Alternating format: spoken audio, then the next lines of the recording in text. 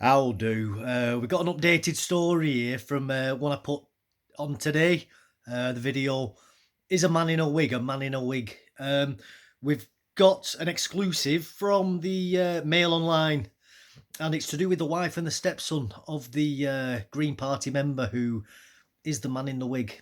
Um, and basically how he's abandoned his family. So let's just get straight into this, shall we? Because it's quite late and I want to get to bed. So, wife and stepson of aspiring MP branded a man in a wig in row with rival Tory candidate wants nothing to do with her after she walked out and changed gender. So, the family of the aspiring transgender MP branded a man in a wig in an extraordinary row with a rival Tory candidate, say they've been left devastated by her decision to become a woman and want nothing to do with her. Melissa Poulton ran as a Conservative candidate. We know all this stuff. I'll try and get through to the actual meat of this because in the other video I discussed all that in it, and read through the other article and gave my opinions on that as I was going through it. So if you'd like to know the background, please watch that other video. Prior to for those of you who don't know, this is the individual.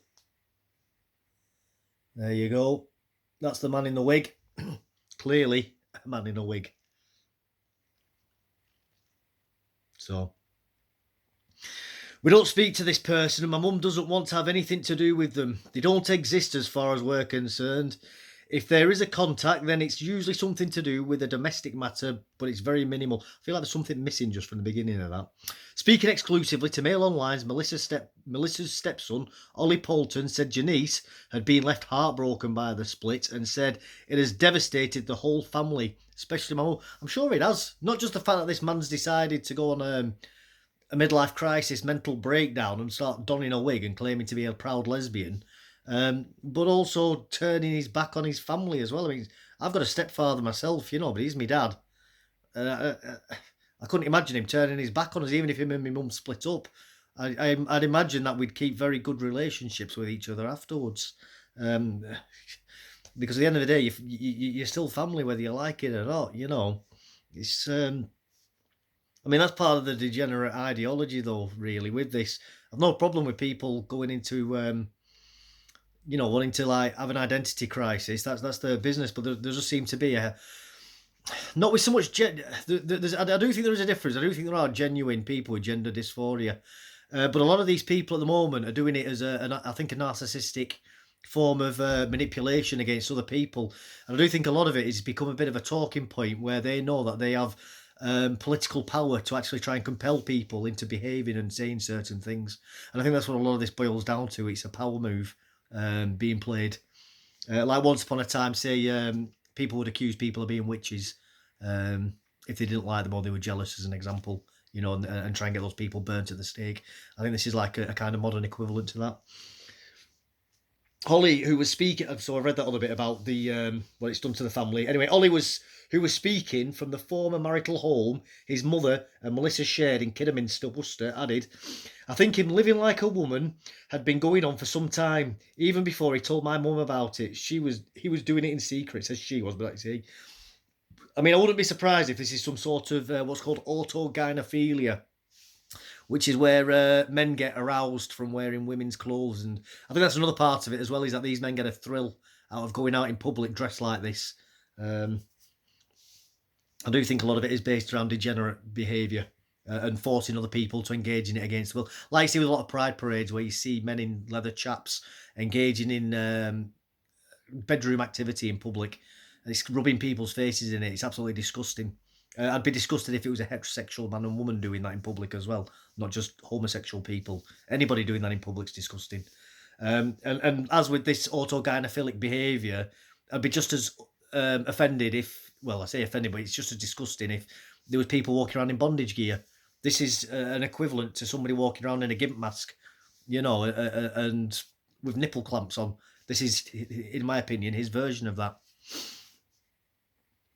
It's been very hard for her because she didn't know anything about it until one day in December, just before Christmas, he sat down and told Mum that he planned to become a woman. It was a real bombshell for her, and she's still getting over it. I bet she is.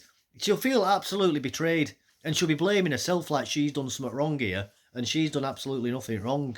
You know, this is, in my opinion, a man having a midlife crisis and getting his jollies off, behaving in an inappropriate manner, because we live in a time where people have, using weasel words, been allowed, and a failure of various legal and political professionals to stand up and do the right thing, and stand on morals and principles. They've allowed the nutters to take over the loony bin.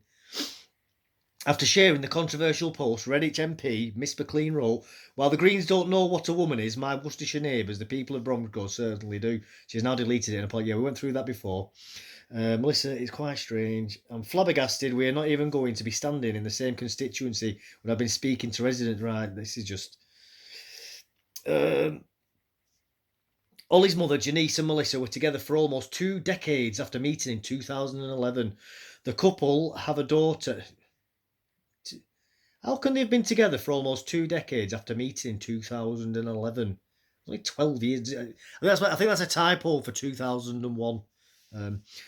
Because it's definitely, specifically says 2 decades. So I do think the typo is because they've written the numbers 2011. So I think it's supposed to be 2001. The couple have a daughter, Hayley, 18, and Janice also has 3 sons from a previous relationship. See, I mean, that's devastating for the daughter as well. You know, and I've got a feeling that this guy's going to be sort of going up to his daughter and say, "Come on, let's do girly things together," and it's going to get really weird. You know, I'm obviously I don't have any evidence to back that up, and that's just purely intuition saying that to me. But I wouldn't be surprised if we start hearing things about this in the future. I'm just seeing, like, I've got a real... My spider sense is tingling with this one. He said, "I was very shocked. I always got on well with him, but then towards the end, he started behaving weirdly." Yeah, they started wearing women's clothing. That's what he started doing. "He was always going out on Green Party stuff late into the night, and we hardly ever saw him." You see, that's where this is going to have come from as well. It's hanging out with these watermelon communists. I call Greens watermelons because they're green on the outside but red on the inside. And he'll have been, and communists just attract all the worst people in the world. They really do. It is like the final bastion for all the society's rejects to meet up. You know, and I wasn't exactly Captain Charisma myself when I was younger, but even I stayed away from, like, communists and that. You know, I mean, they're just nutters, absolute nutters. Basically, the people who got bullied by the people who got bullied at school. You know, the worst of the, the lowest of the low. And there are half of these as well that you see. There are a reason why bullying should actually be encouraged to a certain degree in school. I think we've been far too successful at getting rid of it. I'm not saying like extreme bullying should happen, but, there is a bit of character building that does need to be done, and building in school. Kids need to learn resilience, and also things like debating and boxing and wrestling needs to come back in schools. It's 2023, and you have to get over. What the hell does that even mean? It's 2023. Should the Anglo-Saxons have said that at the Battle of Hastings? It's 1066. This sort of medieval invasion sold last year. What are you doing? What does that even mean? It's 2023. What a crock of rubbish. It's such an empty, nebulous statement to make. It means literally nothing. Well done. You can count your years and keep track of the Gregorian calendar. Congratulations. But we don't speak about this person and are not interested in what they're getting up to. No, I'm not surprised. It's hit Hayley particularly hard because this was her father, and he was living here with her and her mum. Well, him and the mum. Let's not stop playing these words that these nutters are trying to get us to do. I mean, I've got 3 daughters myself. I could never, even if I was actually having some sort of identity crisis like this, I wouldn't engage in it because it would just absolutely ruin the whole outlook on life and the world. It's so selfish as a parent to do that to his kids. Like, genuinely selfish. I can't imagine doing this. It's just absolutely shameful what he's done. And again, this is where we've lost, because of the collapse of religion and I'm not even saying people need to be fully on board with religion, but we've lost that sense of community and, having to face your neighbours in church every week. I mean, I'm quite lucky. I get on with my neighbours very well, I mean, I live on a small street, but I've worked at that and they've worked at it as well. We work at knowing each other and we've got quite a good little tight-knit community here. I'm not saying that we're round each other's houses every day, but if I need to, I can knock on any one of the doors and ask them for either help or advice or something, and they won't turn me away. And same to them, vice versa. We know each other's names and our children know each other. We play with each other. You know, that's important. You need that community. But the thing is, though, is it also, and I'm not saying this is the reason why we do it, but it tempers everybody's behaviour on the street because we're all, obviously, we like each other and we care what each other thinks. You know, so there's that peer pressure and social pressure on all of us to behave properly and keep up appearances and that. You know, and this is gone from society. And we're seeing it now with all this madness of transgenderism. That shame culture's gone. You know, because the community bonds have broken down in society. And we need to try and rebuild this. And it starts off by standing up and saying, no, this is not acceptable what you're doing. Yes, you might have the right to do it. I have the right to go down to the shop right now, buy 3 litres of vodka and neck it in one go. But having the right to do something and whether you ought to do something are not the same thing. Absolutely not. And that's the difference between being an adolescent and an adult, is knowing whether you ought to do something or not. I'll see if there's any more to this article. If not, I'll wrap up the video. Melissa was born a biological man before beginning to transition late last year. It's not clear whether the aspiring MP had any surgery or a gender recognition certificate. She faced criticism after sharing a video where she voiced her support for initiatives to help increase female representation in Parliament. Well, it's the same with Eddie Izzard. It's another man trying to take a woman's spot in Parliament, isn't it? You know, so it's not... It's jumping on a bandwagon of women's rights, but really trampling all over women's rights because it's men muscling in. It's like what we're seeing in sports, like with swimming and cycling and things. I think it was just today another cycling event's been won by a man claiming to be a woman. You know, it's just absolutely shocking. Could you imagine? I mean, even the difference between men and women, though, and I spoke about this in the last video. I think it was the last one anyway. The difference in structures of men's bodies, like Mike Tyson now, you know, I think he's in his if he's not in his 60s, he's knocking on the door of 60 at the very least. If he went in the ring, even at his age, with the world #1 female boxer, he'd wipe her out in about 3 punches. And I'm not saying that to diminish the woman. Like, she is at the top of her ability. Like, she is comparable to Mike Tyson in women's boxing. Like the women American football team, they've just recently been trounced by a League 4 team. I say trounced, that's unfair. You can't compare the games. Men's sports and women's sports are not the same, which is why it's not right to put men and women against each other. You know, the world's #1 woman sprinter is just as good as the world's #1 man sprinter. The man's faster, obviously, but the bodies are different, the structure different, the muscles are different, the density is different, shape of the hips are different, shape of the shoulders are different, the way strides are done are different, the way oxygen comes in different. Men have more red blood cells, etc., etc., etc.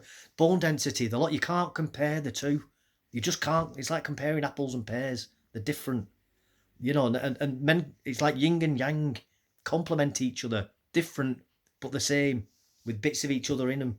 You know, the rest of this article with this it sort of goes on with this a lot of the same. There is quite a lot that I've missed out of that article. I will share the link below. Definitely worth the read. Please visit the site. As I always say, these new, I'm not affiliated at all with these newspapers or any of these articles that I read. But they do have advertisers on their websites, and by them getting traffic, they get paid.